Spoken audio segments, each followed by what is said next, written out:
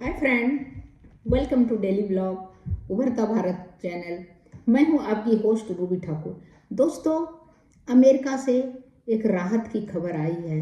राहत का संकेत है कि बगैर भारत आए जो वहां पर काम कर रहे हैं भारतीय, जो आपका आईटी में काम कर रहे हैं या और भी कहीं काम कर रहे हैं H1B वीज़ा पर, तो वो जो है जैसे F1 पर पढ़ने के लिए जाते हैं, इसके बाद H1B वीज़ा पर वर्किंग है, वहाँ पर काम कर रहे हैं, उनके लिए बहुत राहत की बात है कि बगैर भारत आए। नहीं तो पहले भारत आना पड़ता था, तब रिन्यू होता था वीज़ा, लेकिन अब बिना भारत आए ही रिन्यू हो सकता है।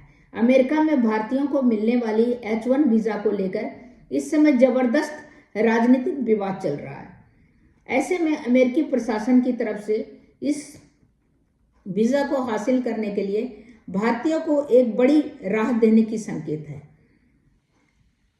अभी H1B वीज़ा धारकों को एक निश्चित समय अंतराल पर भारत आना पड़ता है या अमेरिका से बाहर जाना पड़ता है।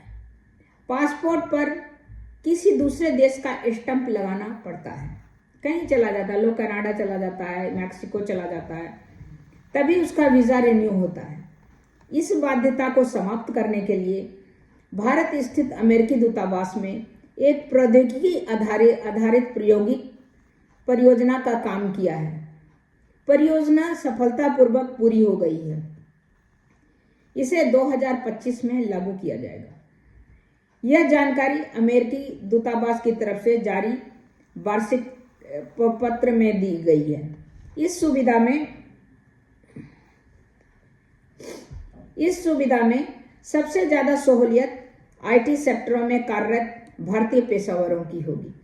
अभी एक निश्चित अंतराल के बाद उन्हें किसी दूसरे देश में अमेरिकी दूतावास का चक्कर लगाना पड़ता था। इसके लंबी प्रतीक्षा सूची होती थी, सैकड़ों डॉलर खर्च करने पड़ते थे।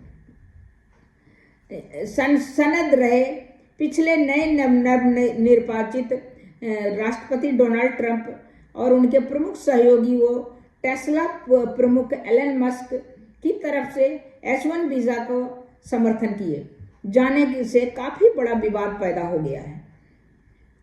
ट्रंप का समर्थन करने वाली कई प्रमुख हस्तियां को इस वीज़ा प्रक्रिया को रोक लगाने की बात कही गई है। विवाद के आड़ में भारतीयों पर नस्लीय टिप्पणी भी की जा रही है।